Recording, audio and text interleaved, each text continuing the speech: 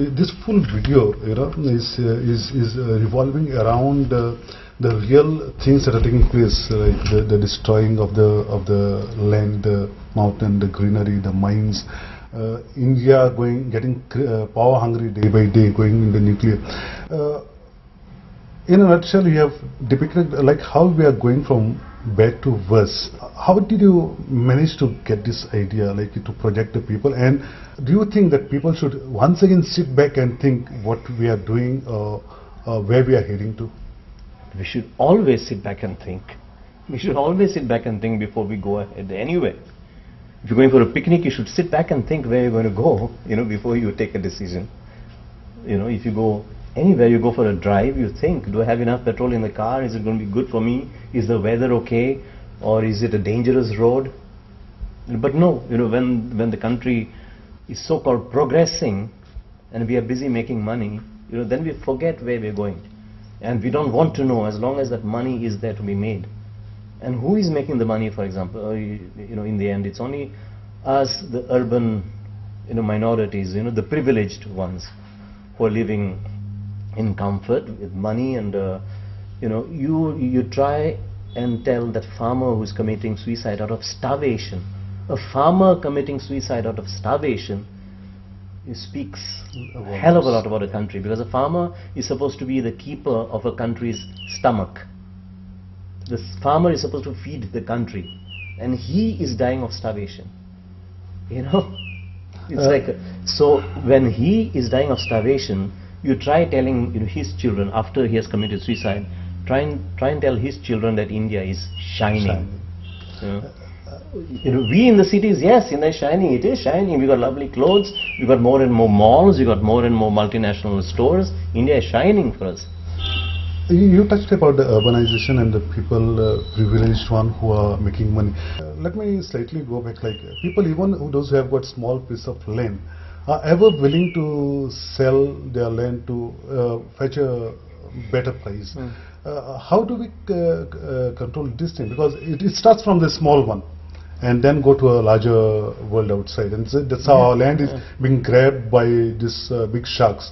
Because we govern ourselves, are more interested in giving whatever we have little, and then so in this regards, how do you one should safeguard their little what they have left? Listen, it's all very fine to make laws. Of course, laws would have helped, but do you think that our ministers are there to make laws curbing the sale of Goa?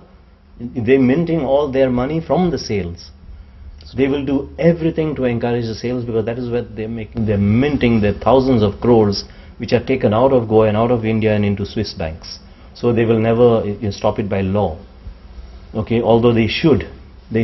On the contrary, they are asking the center for funds in order to implement that law, when they don't try at all to implement it here. But they want the funds in order to pocket even those funds which they are supposed to use.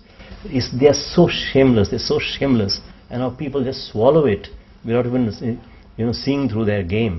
So one thing is stopping the sale by law, but then there's also another way, and that is by our own willingness and a resolution that we take. It's like every religion says, for example, every action of yours, everything you speak, every thought, ask yourself, is it for the betterment of my own soul, of my mind, of my spirit, or of the people around us, right?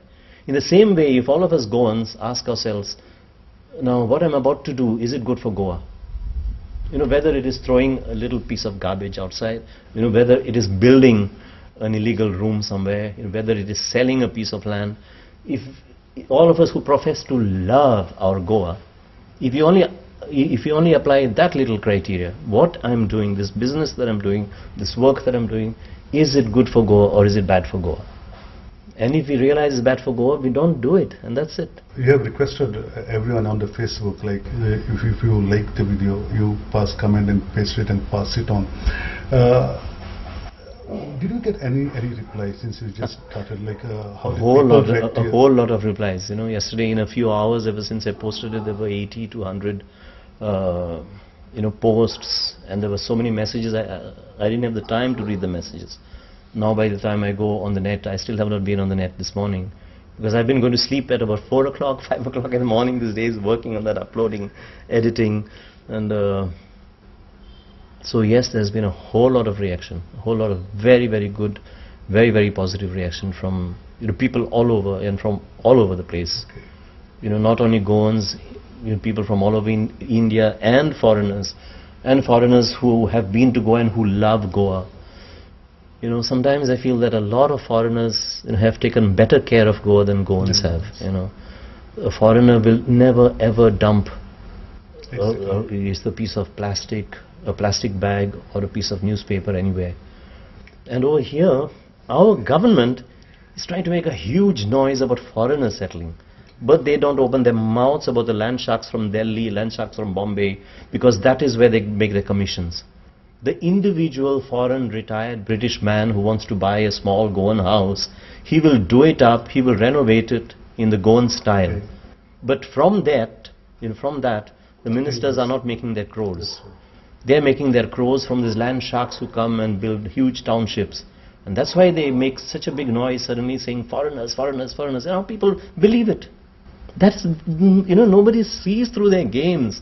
That is what surprises me. People don't see that, hey, from where did this sudden concern from, for Goa come from this minister who's talking so much against foreigners buying land? He's the biggest thief in Goa. So what does he care about foreigners? So there must be another reason. It's so easy for us to see through their games. He's the biggest thief. They are the biggest thieves. And they are suddenly concerned about individuals selling one small little house to a foreigner? No, they don't care a damn. They are selling their mother. They are selling their mother. Goa is our mother. There are no two ways of saying this.